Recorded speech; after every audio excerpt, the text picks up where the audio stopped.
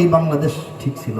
যেহেতু বাংলা শব্দটা পেয়েছি, এই সঙ্গীতকে রাখার জন্য, এই সঙ্গীতের মর্যাদা রাখার জন্য, ওই কবির মনের তামান্না বজায় রাখার জন্য এখন কি প্রয়োজন জানেন?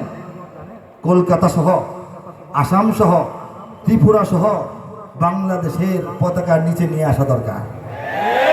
তা না হলে গানের সঙ্গে মতনা সরা মিলতেছে না। সঙ্গীত, জাতীয় সঙ্গীত আর আমাদের মানচিত্রের চেহারা মিলতেছে না। গোটা বঙ্গ, যে যে অঞ্চল নিয়ে বঙ্গ ছিল সেটাকে ভেঙ্গেই বাংলাদেশ হয়েছে। আর তিনি এতে কষ্ট পেয়ে বলেছিলেন, মা মানে সে বঙ্গ, তোর বদনখানি, তোর মানচিত্রটা মলিন হলে, দুই ভাগ হলে আমি নয়ন জলে বাসি। আমার রবি ঠাকুর, আমার অনেক খারাপ লাগে। এটা কবির কথা। বাংলাদেশ যদি এই পরিমাণ থাকে, যে পরিমাণ আছে, তাহলে রবীন্দ্রনাথের চোখ থেকে পানি পড়তে থাকবে। তার চোখের পানি যদি মুছতে হয়, তাকে যদি সঠিক মর্যাদায় রাখতে হয়, এই সঙ্গীতকে যদি বাস্তবায়ন করতে হয়, তাহলে আসাম, তাহলে ত্রিপুরা, তাহলে কলকাতা বাংলাদেশের হতে হয়। ইঞ্চি ইঞ্চি মাটি সোনার চাইতে খাঁটি, নগদ রক্ত দিয়ে কেনা। শত্রু বাহানাদার একটি কণাও তার কেড়ে নিতে কেউ পারবে না। রঙের তুলিতে আঁকা সবুজের ছায়া ঢাকা সুজলা সুফলা পরিপাটি।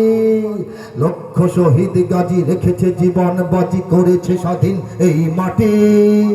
বাংলাদেশ আমার, বাংলাদেশ তোমার, বাংলাদেশ সবার প্রাণ।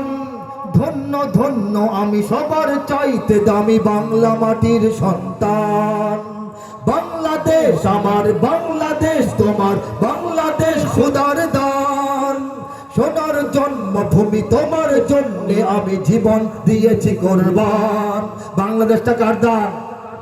পরাজিত করো শত্রুকে, চারিদিকে গদ্দার ভিনদেশি তাবেদার, সজাগ দৃষ্টি রাখো সবে। সকল মির্জাফর বিদেশি গোলাম চর, রুখতে তাদের আজ হবে। ঠিক না?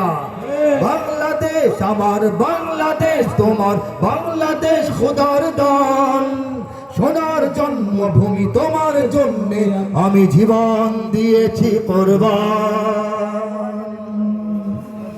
অনেকে ডর দেখাবে, দিল্লিকে হুমকি দেন মুন্সি সাহেবরা, মৌলভী সাহেবরা। আল কোরআনের আলো, আল হাদিসের আলো,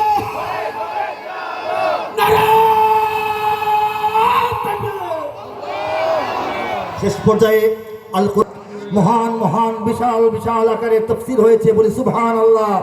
কিন্তু কাব্যমান, সাহিত্যমান, ভাষার মান, তাল, লয়, ছন্দ, অন্তমিল, নাহু, সরফ, ফাসাহাত, বালাগাত, আরবি ভাষার আল্লাহর কালাম হিসেবে এর গভীরতা, এর মর্যাদা, এর বিস্তৃতি, এর আভিজাত্য, এর সৌন্দর্য, এর লালিত্য বজায় রেখে, আয়াত টু আয়াতের তর্জমা বজায় রেখে, ধারাবাহিকতা বজায় রেখে, শুরু থেকে শেষ পর্যন্ত ৬,০০০-এর অধিক আয়াতের কাব্যিক অনুবাদ কামা হাক্কুহু দুনিয়ার কোনো দেশে কোনো ভাষায় হয়েছে বলে ইতিহাসে এবং ইন্টারনেট খুঁজেও পাওয়া যায় না। চেষ্টা হয়েছে, আল্লাহ পাক সবাইকে বদলা দান করুন। কবিতা সুন্দর তো তর্জমায় সমস্যা, তর্জমা কারেক্ট তো এটা গদ্য অনুবাদ হয়ে গেছে, কবিতার মান আর ঠিক থাকে নাই। আল্লাহ পাক সেই কঠিন সুদূর পরাহত কাজটি তার একজন অধম নগণ্য এই বান্দার হাতে করিয়ে নিয়েছেন। আমি একটা পৃষ্ঠা শোনাবো। আউযু বিল্লাহি মিনাশ শাইতানির রাজীম। বিসমিল্লাহির রহমানির রহিম। বিতাড়িত শয়তান থেকে চাই আল্লাহর আশ্রয়, আল্লাহর নামে যিনি দয়াবান পরম করুণাময়। সূরা আর রহমানের শেষ পৃষ্ঠা শোনাবো, এটা সবাই চিনেন জানেন এই জন্য। كأنهن الياقوت والمرجان فبأي آلاء ربكما تكذبان هل جزاء الإحسان إلا الإحسان فبأي آلاء ربكما تكذبان ومن دونهما جنتان فبأي آلاء ربكما تكذبان مدهامتان فبأي آلاء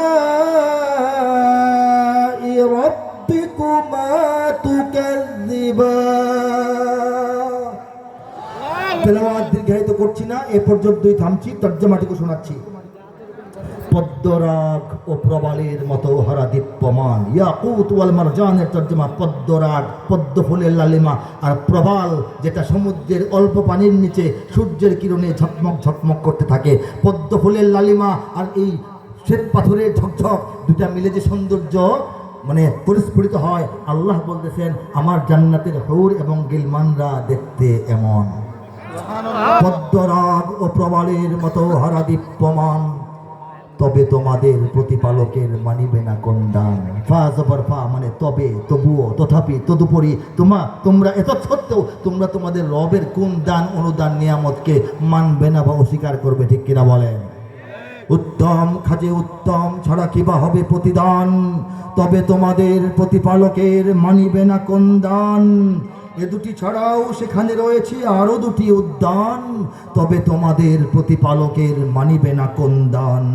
উদ্যান দুটি কৃষ্ণাভ ঘন সবুজ দৃশ্যমান, তবে তোমাদের প্রতিপালকের মানিবে না কন্দান। দুটি উদ্যানে রবে চঞ্চলা ঝর্ণা প্রবহমান, তবে তোমাদের প্রতিপালকের মানিবে না কন্দান। আন্দাজান বলছি না, কম বেশি করে বলছি না, কোরআন যা বলেছে তার ভেতরে থেকেই বলা হচ্ছে। কোরআন বলেছে فيهما فاكهة ونخل وقرآن ونخل فيهما فاكهة ونخل ورمان, তর্জমা হয়েছে তাতে ফলমূল খেজুর আনার থাকিবে বিদ্যমান। বলেন সুবহানাল্লাহ। তবে তোমাদের প্রতিপালকের মানিবে না কন্দান। সুশীলা রূপসী রমণীকুলের সেখানে অবস্থান, তবে তোমাদের প্রতিপালকের মানিবে না কন্দান। আর সে হুরেরা স্বর্গ তাবুতে রবে অপেক্ষমান, তবে তোমাদের প্রতিপালকের মানিবে না কন্দান। তাহাদের আগে না ছুঁয়েছে জিন, না ছুঁয়েছে ইনসান।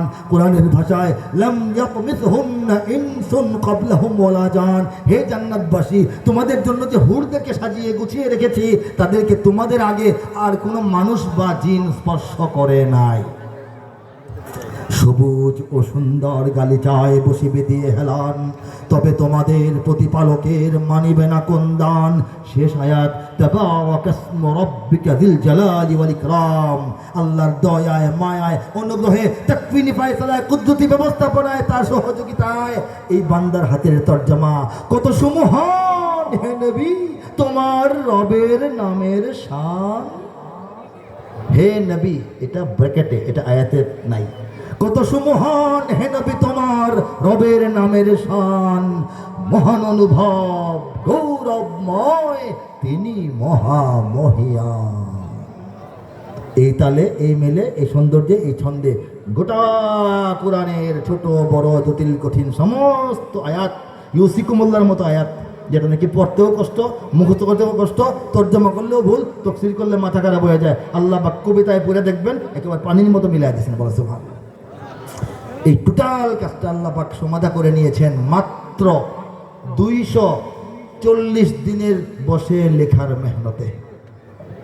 সুবহানাল্লাহ কালকে বললে হবে।